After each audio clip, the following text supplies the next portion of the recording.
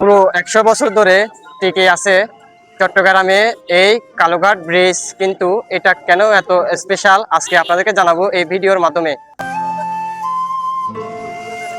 কেউ এই ভিডিওটা স্কিপ করে যাবেন না। আজকে আপনাদেরকে জানাবো চট্টগ্রাম জেলায় কালুঘাট ব্রিজের অনেকগুলো তথ্য, তাই আমাদের ভিডিওটা সম্পূর্ণ দেখার অনুরোধ থাকবে সবার।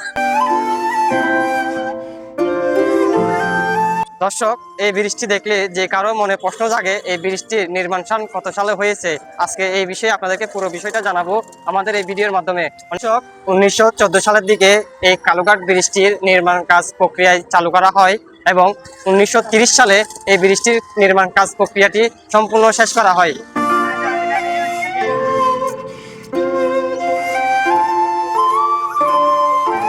দর্শক, এই যে আপনারা দেখতে পাচ্ছেন কালুঘাট ব্রিজের উপর যে রেল বিটটা চলে গেছে, রেলের রাস্তাটা, এটা 1933 সালের দিকে কমপ্লিট করে সম্পূর্ণ হয়।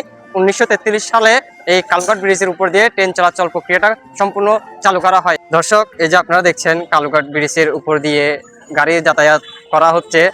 আপনাদের মনে অনেকেরই প্রশ্ন, এই কালুঘাট ব্রিজের উপর দিয়ে গাড়ি চলাচল কত সালে নির্মাণ কাজ হয়েছে। দর্শক, এই কালুঘাট ব্রিজের উপর দিয়ে 1958 সালের লাস্টের দিকে এই কালুঘাট ব্রিজের উপর দিয়ে গাড়ি যানবাহন চলাচল করার জন্য প্রক্রিয়াটি সম্পূর্ণভাবে উন্মুক্ত করা হয়।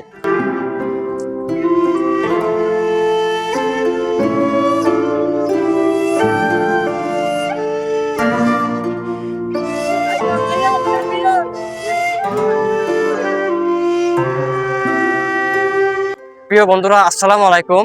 যারা আমার ভিডিওটা দেখেছেন, আপনাদের কেমন লেগেছে এই ভিডিওটা অবশ্যই আমার কমেন্ট বক্সে জানাবেন। যদি আপনারা নতুন হয়ে থাকেন অবশ্যই আমাদের চ্যানেলটি সাবস্ক্রাইব করে পাশে থাকবেন।